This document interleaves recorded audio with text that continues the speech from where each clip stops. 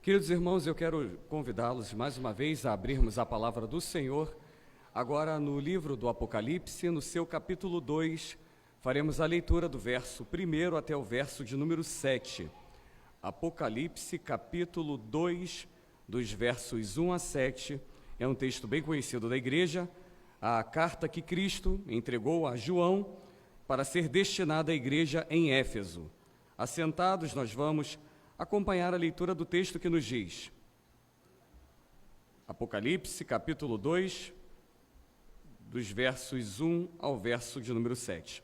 Ao anjo da igreja em Éfeso escreva: estas coisas diz aquele que conserva na mão direita as 7 estrelas e que anda no meio dos 7 candelabros de ouro. Conheço as obras que você realiza, tanto o seu esforço como a sua perseverança. Sei que você não pode suportar os maus e que pôs à prova os que se declaram apóstolos e não são, e descobriu que são mentirosos. Você tem perseverança e suportou provas por causa do meu nome sem esmorecer. Tenho, porém, contra você o seguinte: você abandonou o seu primeiro amor. Lembre-se, pois, de onde você caiu. Arrependa-se e volte à prática das primeiras obras. Se você não se arrepender, virei até você e tirarei o seu candelabro do lugar dele. Mas você tem a seu favor o fato de que odeia as obras dos nicolaítas, as quais eu também odeio. Quem tem ouvidos, ouça o que o Espírito diz às igrejas. Ao vencedor, darei o direito de se alimentar da árvore da vida que se encontra no paraíso de Deus. Palavra do Senhor. Queridos irmãos, antes de ver Cristo, João aqui relata que ele viu esses 7 candeeiros, a plenitude da igreja na terra. Só depois dessa visão, conforme ele relata aqui, que ele viu o Cristo glorificado na igreja. E quando João ele começa a descrever toda essa cena, fica muito claro para João, para essas igrejas a qual ele escreveu e também para nós, nos nossos dias, que Jesus Cristo não é apenas o dono da igreja, Jesus Cristo não é apenas aquele que tem um controle, todo o governo em suas mãos, mas Jesus Cristo é aquele que está no meio da sua igreja. Essa não é apenas uma expressão pentecostal, de que Jesus está caminhando no meio da igreja. É uma expressão bíblica. E João exatamente compartilha isso, meus irmãos, nesse texto. Curiosamente, tem uma frase que se repete entre muitos cristãos, que não importa estar na igreja, o que importa é ter Jesus no coração, o que importa é ter fé, o que importa é amar a Deus. Mas quando nós olhamos com atenção nesse texto, fica muito claro que não será possível ver Cristo fora da igreja. Entenda bem o que o pastor quer dizer aqui. A salvação não é por meio da igreja. Nem igreja católica, nem presbiteriana, nem batista, nem assembleia, nenhuma denominação evangélica tem o poder para salvar o homem. Sabemos disso muito bem. A Bíblia nos diz com clareza que só existe um nome dado entre os homens para qual importa que esses homens sejam salvos. E é o nome que está sobre todo nome. É o nome do Senhor Jesus Cristo. No entanto, meus irmãos, é impossível fazer essa separação. A salvação é por meio de Cristo, mas ninguém poderá ser salvo sem fazer parte da noiva de Cristo, a saber, a igreja. E é algo totalmente estranho, absurdo, contraditório, um verdadeiro paradoxo as pessoas dizerem que amam a Deus, que amam a Jesus, mas não têm o menor apreço para com a noiva, a saber, a igreja. Então, meus irmãos, precisamos mais uma vez nos lembrarmos, o autor aos Hebreus também destaca isso, quando ele fala sobre a necessidade que nós temos de congregar. Então, essa ideia que se criou, principalmente no Brasil, do crente em casa, do cristão em casa, se deu exatamente pelo que Cristo está trazendo aqui nesse alerta para essa igreja, pela falta de fervor, pela falta de amor, pelo esfriamento, por essa falta de busca. pelo entendimento equivocado que nós não precisamos nos reunir para evocar aquele que é santo, que basta apenas eu me recuar dentro da minha própria casa e realizar ali o meu culto. É claro, há o culto da vida, há o culto doméstico, mas existe o lugar que foi estabelecido pelo próprio Deus para ele ser exaltado pela sua igreja. E João, nessa visão, diz que esse Cristo, que é digno de toda exaltação, ele passeia no meio desta igreja. Nessa carta, meus irmãos, os crentes estão sendo exortados quanto à perda do seu primeiro amor. E Jesus, ele volta a dizer, ele se apresenta a João dessa maneira: o dono da igreja, o governante do universo, mas aquele que visita os corações, aquele que anda no meio da igreja. E ele traz aqui um alerta importantíssimo. Jesus, ele diz para a igreja em Éfeso: eu conheço vocês, eu vejo tudo aquilo que vocês estão fazendo. E, meus irmãos, é claro, a igreja não pertence à denominação, a igreja não pertence aos pastores, aos líderes, aos conselhos. A igreja é de Jesus Cristo.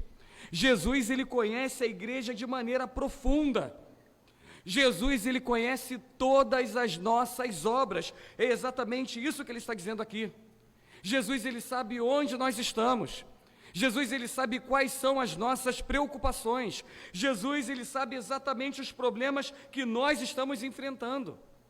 E Jesus, ele começa a descrever para João quais são as características dessa igreja.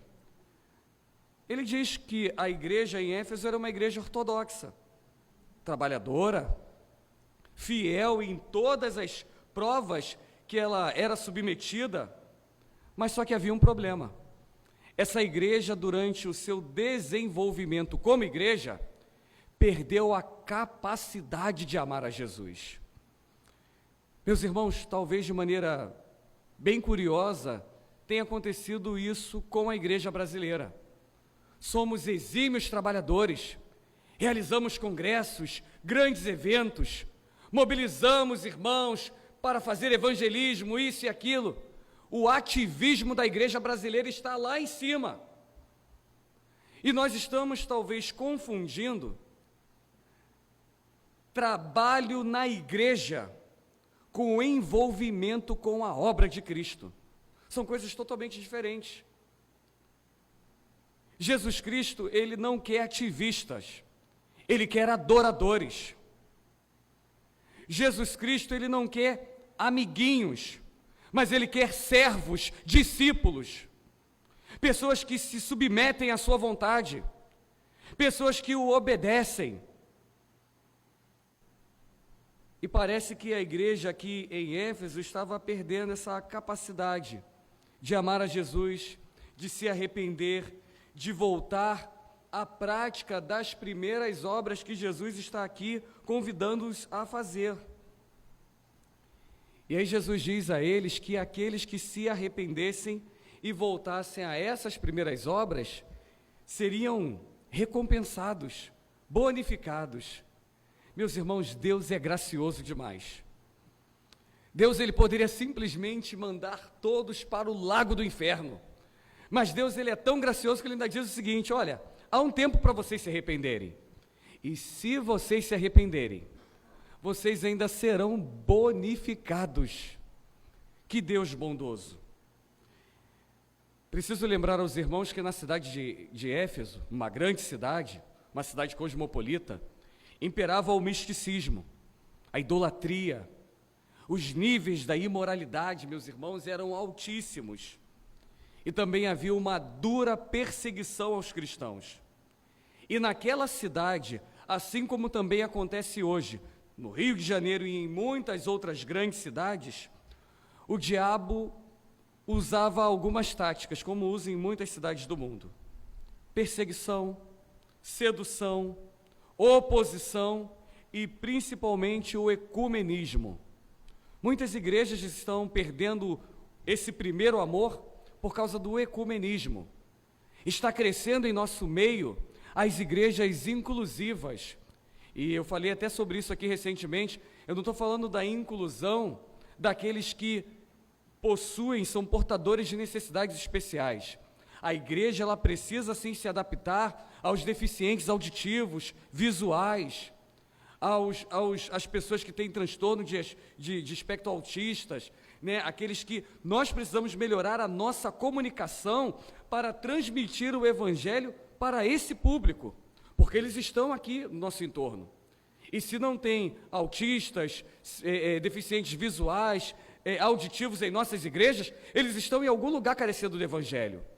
Mas só que não são essas igrejas inclusivas que estão nascendo, mas são igrejas inclusivas que estão para receber esse público aí, LGBTQI+, não sei das quantas, teologia feminista, teologia negra, teologia indígena, teologia sei lá das quantas, porque agora está se levantando um grande guarda-chuva para dialogar com todos os públicos. E nós estamos perdendo o foco daquilo que deveria ser a primazia, a adoração a Cristo. Era exatamente isso que estava acontecendo lá em Éfeso. As pessoas começaram a se distrair com pequenos evangelhos que começaram a crescer na cidade de Éfeso, que o verdadeiro evangelho foi esquecido. As pessoas começaram a se distrair com outras mensagens, que a verdadeira mensagem começou a ser abafada.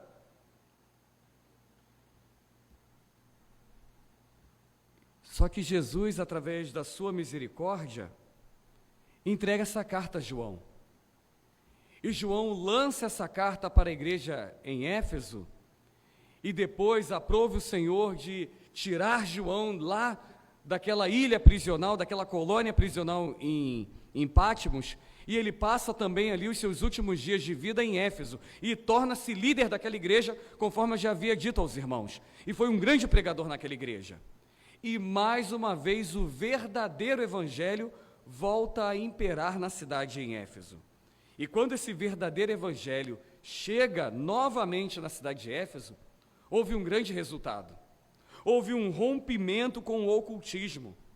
E isso fez com que todos aqueles livros mágicos, todos aqueles livros de encantos e de magias fossem lançados nas fogueiras. E mais uma vez o evangelho começou, a partir da cidade de Éfeso, se espalhar por todos os quadrantes da Ásia Menor.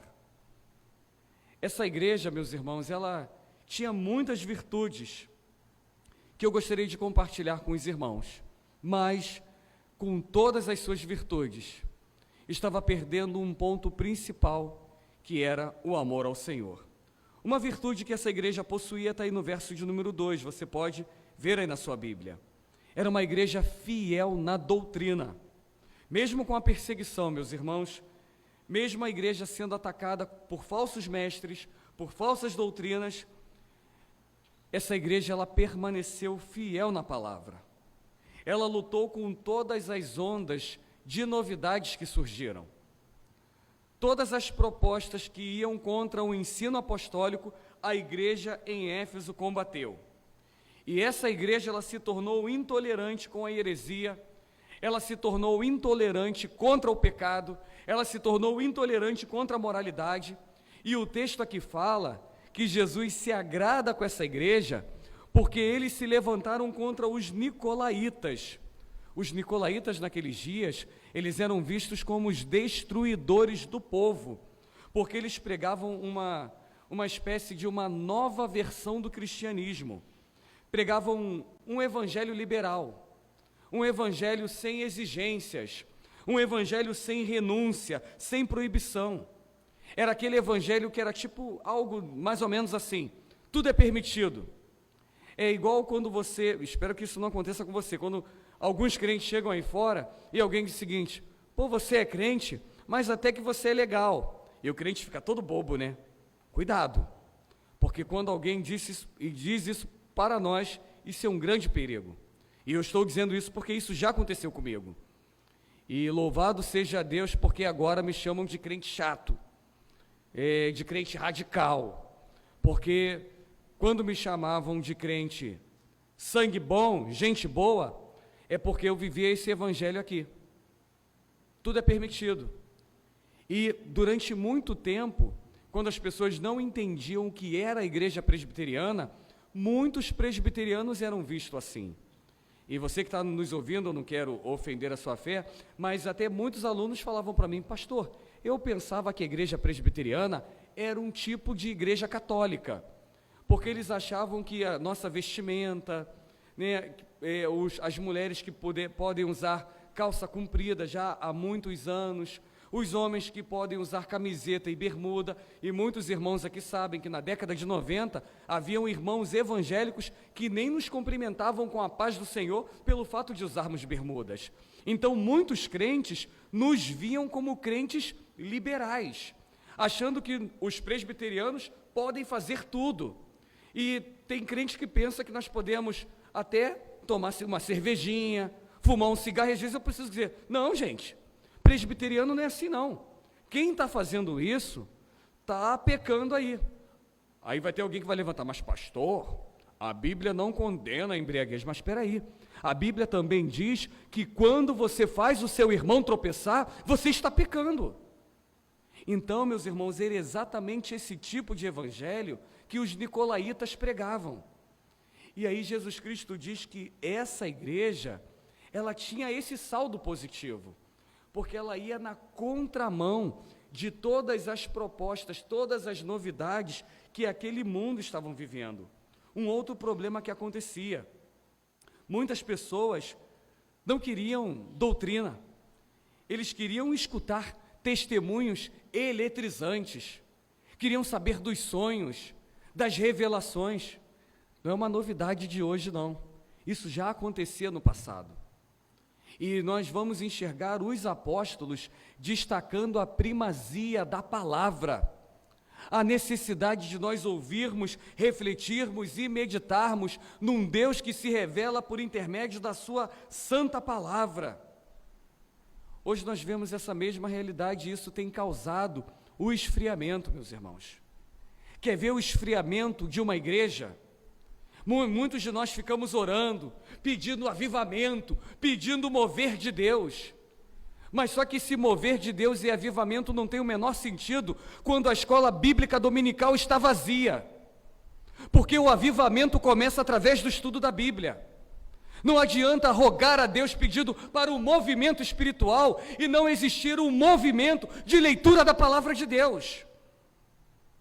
Era exatamente isso, meus irmãos, que acontecia naquele momento. O amor da igreja estava se esfriando, porque eles estavam se afastando de Deus. Deus se revela a nós por intermédio da sua santa palavra. É essa palavra que tornou Deus conhecido a nós. E assim como aconteceu com a igreja em Éfeso, tem acontecido com muitos crentes hoje. Não querem Deus, mas querem as bênçãos de Deus. Meus irmãos, nós estamos vivendo hoje, já há muito tempo, um momento de paganização da igreja. E eu já conversei com os irmãos sobre isso em muitas outras mensagens aqui. Nós temos vivido uma igreja que tem se colocado rumo a gosto do freguês. Já foram os tempos e bons tempos que todos nós aqui recordamos, em que dos púlpitos nós ouvíamos palavras sobre inferno, palavras sobre arrependimento, palavras sobre conversão, sobre mudança de vida. Hoje são os jargões de vitória, hoje são as palavras de que tudo vai bem, e os crentes reclamam, e certamente vocês também reclamam. O pastor só fala, eu quero ouvir uma palavra de vitória, eu quero ouvir isso aqui. E os crentes, a reclamação deveria ser, isso aí que o pastor pregou não está na Bíblia não, mas o que os crentes dizem é, essa palavra não me agradou, porque eu queria ouvir uma palavra para me colocar para cima, eu quero ouvir algo para me divertir, para me fazer rir, para me dar um up. Então talvez o crente está no lugar errado, isso é lá no stand-up, e eu acho que o crente precisa disso, é bom rir, mas isso é no teatro. O Evangelho, ele nos confronta. O Evangelho, ele sacode as nossas entranhas. O Evangelho é para nos colocar numa correção em relação à nossa caminhada com Deus. Entenda bem, não é que o Evangelho seja pancada, não é isso. Mas só que o Evangelho, ele nos confronta. Nós só tomamos pancada quando a nossa vida está distante de Deus. E eu aprecio muito o público pentecostal, porque todas as vezes que eu estou em algum culto pentecostal, aí o pastor lá desce a lenha, que eu fico constrangido, e o povo lá está sorridente, dando glória a Deus. Às vezes o pastor está indo lá, porque vai todo mundo para o inferno, aí o irmão lá atrás levanta, glória a Deus. Eu digo, peraí, irmão, não é para dar glória a Deus agora não, peraí. Mas, meus irmãos, precisamos entender o que está acontecendo com a igreja. E aí, às vezes, a leitura que eu fico, meus irmãos, nessa perda de amor, parece que a igreja está em transe. Parece que a igreja está num sono profundo. Vocês sabem que eu gosto de ver filmes, né? E sempre que eu penso num transe, eu lembro daquele filme do A Múmia. Eu não sei qual das versões, Lucas, mas é aquele que o Imhotep hipnotiza a turma e está todo mundo lá. Imhotep. Lembra aquela cena? Os crentes estão andando assim, tudo no automático. É sobre isso que Jesus estava falando aqui com João. Parece que nós ligamos num piloto automático e estamos fazendo as coisas de maneira mecânica. Muito trabalho, muitas programações na igreja, muitas atividades, mas perdemos o primeiro amor. E aí o resultado, meus irmãos, em nossos dias, crentes imaturos, geração de crentes analfabetos na Bíblia, geração de crentes ingênuos espiritualmente, crentes que aceitam tudo e que fazem e falam tudo em nome de um Deus, com muito temor eu falo isso, um Deus que eles nem conhecem, porque eles só repetem aquilo que alguém fala para eles, zero experiência, zero relação por intermédio das Escrituras, crentes que já estão há 5, 10, 20, 30 anos na igreja, que já deveriam ser mestres, mas ainda caminham como crianças agitadas de um lado para o outro, ainda experimentando o leitinho. A igreja evangélica não para de crescer, mas eu sempre me questiono, meus irmãos, que tipo de crescimento? Que tipo de evangelho que nós estamos pregando? Que Deus tenha misericórdia de nós. Ainda no verso 2, Jesus diz para João que essa igreja era muito envolvida com a obra de Deus. Não era uma igreja teórica, não, porque é muito bom viver de teoria. É muito bom chegar na igreja, ter um discurso, gente, nós vamos ter um planejamento aqui, nós vamos fazer isso aqui. Não, meus irmãos, a igreja em Éfeso era uma igreja que agia. Em nossos dias nós ouvimos muitas teorias. Os crentes têm ótimas teorias, ótimos planejamentos, mas pouca ação. Muitos supervisores, muitos gestores de trabalhos, mas poucos são aqueles que colocam as mãos no arado. E me chama a atenção que a palavra grega, que vai gerar tradução para o português aí, obra, a melhor tradução seria uma espécie de um trabalho que nos faz suar. É um trabalho duro que nos deixaria completamente exaustos. E o que o texto está querendo nos dizer aqui sobre essa obra que nós deveríamos fazer, seria de uma dedicação ao trabalho de Deus que exigiria de nós, meus irmãos, toda a reserva de energia, mas também toda a nossa concentração mental. Sabe aquele cansaço que você dorme e acorda cansado? Sabe aquele cansaço que você tira férias e o cansaço vai dentro da mala com você nas férias? É esse tipo de cansaço. Os crentes em Éfeso, eles viviam exatamente esse tipo de vida. Eles não eram meros espectadores. Eles não iam para a igreja em Éfeso apenas para assistir o culto, apenas para... Sei não, hein, o grupo de louvor hoje está desafinado. E a bateria hoje tocou bem não. O pastor Ricardo, melhora a mensagem no próximo domingo. Não. Eram pessoas totalmente envolvidas. E não era apenas alguns da igreja, não. Toda a igreja engajada. É isso que Cristo estava aqui dizendo para João. E não era uma igreja que vivia em 4 paredes. Porque o texto vai nos dizer que por meio desta igreja, todo o evangelho se espalhou para os quadrantes da Ásia Menor. Será que Jesus Cristo poderia dizer isso a nosso respeito hoje? Será que Jesus Cristo poderia dizer isso de mim, de vocês, de todos nós? Será que nós somos essa igreja aqui operosa? Será que nós somos esse ramo frutífero da videira verdadeira que é Cristo? Não sei, meus irmãos, porque a leitura que às vezes nós temos da igreja não é a leitura que Cristo tem da igreja. Por isso que Cristo entregou essa carta aqui para essas igrejas. Por isso que nós vamos ver aqui nessa carta que aquela igreja que achava que estava viva, estava morta. Aquela que achava que era rica, na verdade era pobre.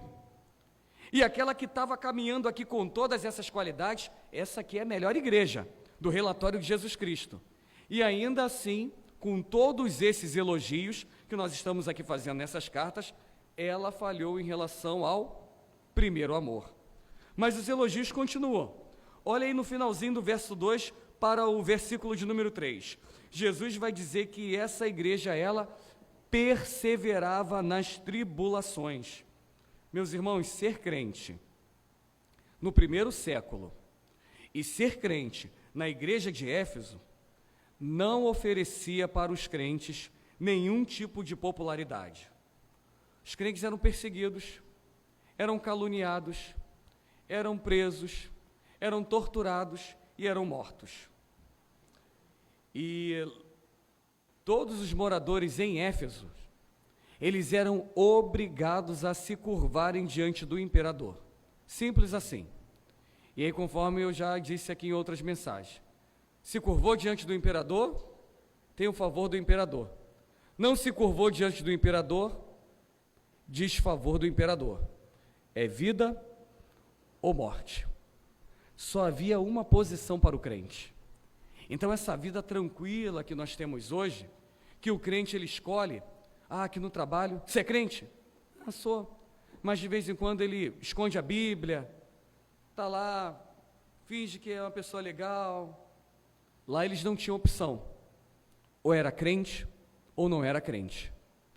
E no momento da adoração a César, era dividido. Quem adorava e quem não adorava. Haviam outros que eram perseguidos porque não adoravam a grande deusa. Lembra lá de Éfeso? A Diana dos Efésios. Havia um grande templo de adoração. Então, ou se não se curvasse o imperador, morria. Se não se curvasse a Diana, era perseguido pelos adoradores de Diana. E ainda havia uns outros que eram seduzidos pelos falsos apóstolos. E aí Jesus diz que os crentes passavam por todas essas provas em nome dele. Eu já disse a vocês, eu sempre converso muito com o pastor Nilson Santos, já pregou aqui algumas vezes, a pastor Lincoln da Rocha. A igreja não está preparada para o martírio hoje. E eu digo isso, meus irmãos, que toda hora, pelo menos uma vez por semana, eu recebo algum vídeo, ou do continente africano, normalmente da Nigéria, ou da Somália, ou da Eritreia, às vezes chegam alguns de Moçambique, ou do Oriente Médio, alguém me perguntando, pastor, isso aí é verdade? Olha aqui, o missionário foi decapitado. Ai, pastor, olha, o missionário foi queimado. Ai, pastor, gente, e a igreja fica assombrada, a igreja fica desesperada. Aí a minha resposta, acho que eu já falei isso para vocês, é sempre a mesma. Louvado seja Deus. Aí o crente do outro lado do WhatsApp não entende a minha resposta. Aí bota uma figurinha lá, chorando, suando. Graças a Deus que ele foi morto. Eu respondo assim. Aí o crente fica alguns minutos sem falar nada. Aí quando eu já vejo o pontinho, né, significa que ele está digitando, antes de ele terminar eu já mando lá. Ele morreu porque ele não negou a Jesus Cristo. É isso que eu e você devemos fazer quando chegar a nossa vez. Você está preparado? Aí o crente já abandona a digitação. Meus irmãos, a gente tem que repensar que tipo de evangelho o Senhor nos chamou para viver. Será que nós permaneceremos fiéis quando chegar a nossa vez de sermos perseguidos? Só que é um problema. Muitos crentes querem usar a coroa sem carregar a cruz nas costas. Muitos crentes querem ter a riqueza dos céus sem o trabalho, sem a labuta na terra. Querem a salvação sem a conversão. Não tem, meus irmãos. E os crentes atuais não estão prontos para isso, porque a igreja evangélica está produzindo crentes mimados, crentes vaidosos, fazemos tudo pela aparência, tudo pelo exterior, mas o coração não está sendo trabalhado. E eu costumo dizer que nós somos ótimos com propaganda. O seminarista Sandro estava comigo lá na APECOM, e o reverendo Hernandes, pregou a mensagem lá de Laodiceia, que eu já tinha ouvido, Sandro, outras 5 vezes, mas eu gosto muito dessa mensagem do reverendo Hernandes. E a mensagem da igreja de Laodiceia é uma mensagem muito forte, porque é o modelo padrão de igreja. Seria a mega igreja, tudo funcionando, todos os ministérios, a melhor música, ar-condicionado, bancos acolchoados, infraestrutura de ponta, mas haviam problemas lá. E aí teve um momento que o reverendo Hernandes perguntou: se você estivesse lá, qual igreja você escolheria para congregar? E aí não teve como fugir. Lá dentro do meu coração eu respondi: igreja de Laodiceia, porque nós somos movidos pelo exterior. A igreja brasileira está assim, meus irmãos. Nós somos ótimos com a propaganda, mas nós somos frágeis demais com as coisas espirituais. O marketing pessoal é muito bom, mas nem sempre o que está no exterior revela aquilo que está dentro do nosso coração. A igreja brasileira, ela perdeu, por exemplo, a capacidade de denunciar o pecado. A igreja brasileira tem cedido a vários esquemas de corrupção. As igrejas, e são muitas, se transformaram em empreendimentos familiares. E a nossa mensagem tem sido abafada, não é a mensagem de Cristo. A nossa voz profética, a igreja, ela está sendo abafada. Estamos alarmados. E eu já quero concluir, meus irmãos, dizendo o seguinte: a igreja de Éfeso era uma boa igreja, zelosa pela ortodoxia, crentes maduros, crentes perseverantes, homens, mulheres, jovens, crianças, lindos ministérios, todos dedicados. O que faltava a eles, afinal? Eu já dei essa sinopse no início.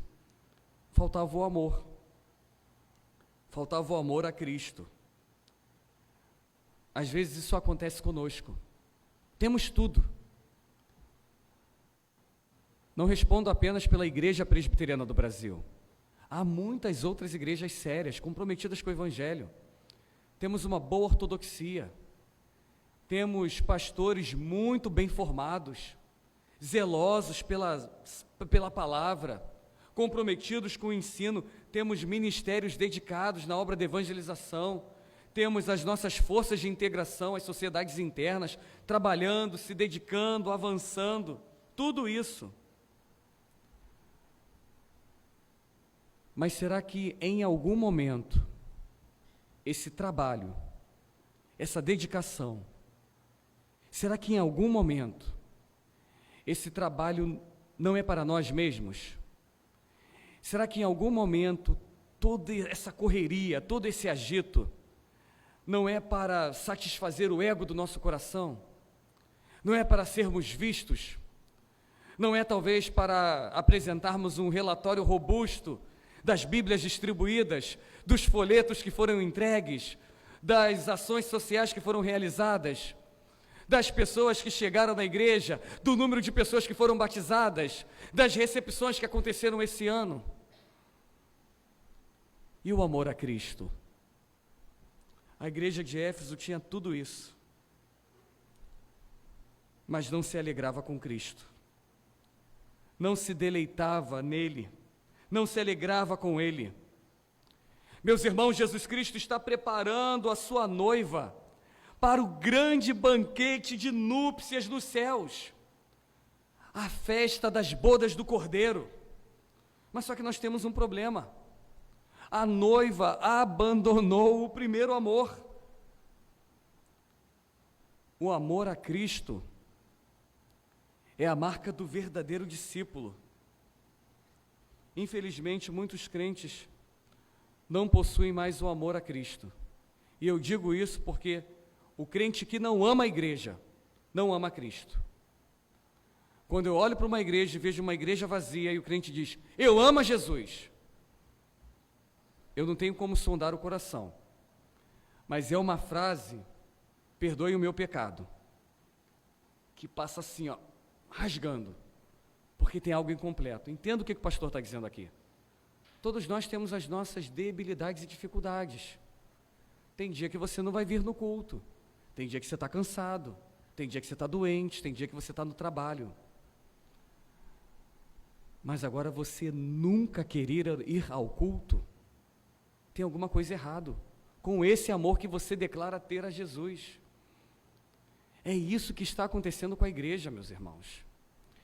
E esses lugares que estão lotados, a motivação é outra.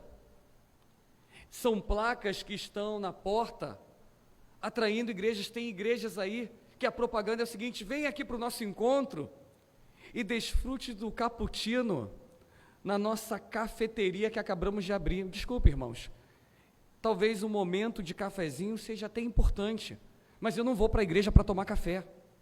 Venha para a nossa igreja e desfrute do Vila Norma Market Story, criando aqui, né, um momento de conveniência, criado com layout para você gastar o seu dinheiro comprando os itens, né, uma camiseta, a Bíblia. Isso é muito legal, mas eu também não vou para a igreja para fazer compras.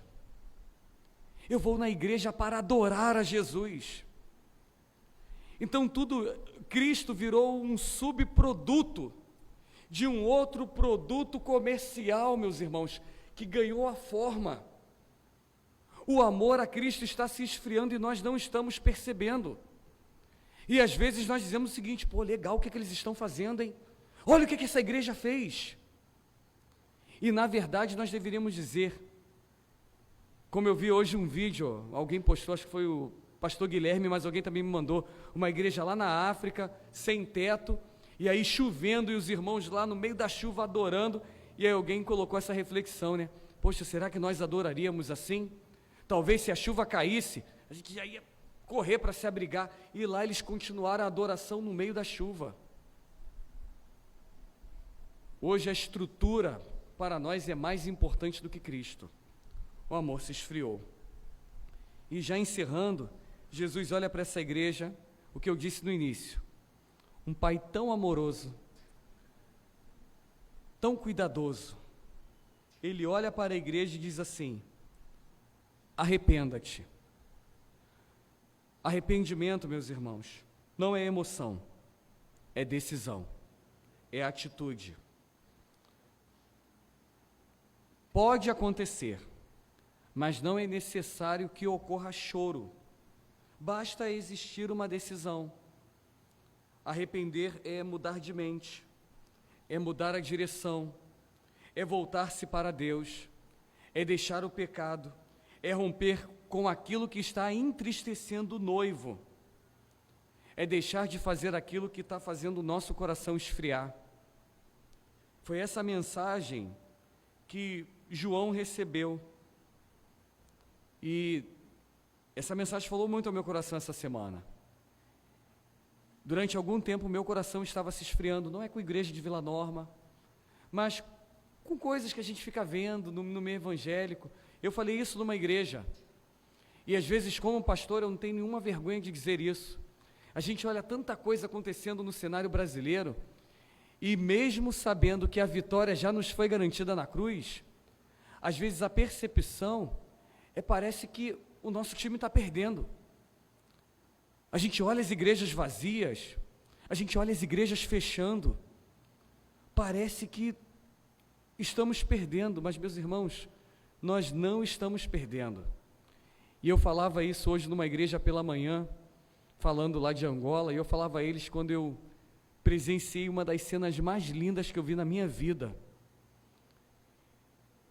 de uma pessoa numa aldeia, recebendo o evangelho, Um homem que nunca tinha ouvido falar de Jesus Cristo. Diferente do nosso contexto aqui, né, de internet, de televisão. Alguém que quando ouviu, ele perguntou: quem são vocês? Quem mandou vocês aqui? E aí quando falou de Jesus, ele: quem é Jesus? E quando começou a explicar quem era Jesus, ele não conseguia entender. Porque Deus para ele era uma energia, era uma força. E meus irmãos, instantaneamente, não tinha nada a ver com o pregador, com o missionário, com o pastor, com a igreja, mas com o próprio Deus. O Espírito Santo entrou no coração daquele homem, naquele momento aquele homem chorou e declarou: eu quero conhecer Jesus. E quando eu olhei aquela cena, eu fiquei muito emocionado vendo aquilo ali, e naquele momento o Espírito Santo falou comigo, quando eu vi aquela cena, isso lá em Angola, no ano passado, e eu falei: Jesus, nós não estamos perdendo, estamos ganhando. Jesus está alcançando pessoas que nunca ouviram falar dele. O amor não pode se esfriar, meus irmãos. Precisamos continuar. Deus está nos dando uma oportunidade. Já falamos isso aqui. Grandes coisas estão por vir. Grandes coisas Deus está por fazer neste lugar. E isso não é apenas uma canção de Fernandinho, não. Deus, ele tem poder, meus irmãos, para mudar a história dessa igreja, para mudar as nossas vidas. Mas precisa passar pelo arrependimento. Lembra-se? Mudança. Decisão. Ninguém pode tomar essa decisão por você ou por mim. Temos que tomar essa decisão. Eu já tomei a minha, já há algum tempo atrás. E eu tomei uma decisão. Eu acredito que você também já tomou a sua decisão. Eu quero, meus irmãos, e quero ardentemente o mover e o agir de Deus na minha vida. Eu quero experimentar, eu vou usar essa expressão, não estou preocupado se você vai entender ou não. Eu quero experimentar o sobrenatural de Deus na minha vida. Meus irmãos, precisamos de Jesus. Não adianta sermos elogiados por todo o trabalho. Recentemente recebemos esse presente aqui, a UPH da nossa igreja, pelo reconhecimento, pelo destaque da nossa UPH em Vila Norma, junto à federação. Uma bênção, uma cruz bonita, já colocamos aqui. Mas não adianta sermos reconhecidos como homens de valor, se como homens não tivermos o primeiro amor com Cristo. E eu, permita-me, homens, usar esse exemplo, mas isso aplicando para toda a igreja. Não adianta sermos reconhecidos pelos homens. Precisamos ser reconhecidos pelo nosso Senhor Jesus Cristo. Vamos ficar de pé, meus irmãos, vamos orar ao nosso Deus.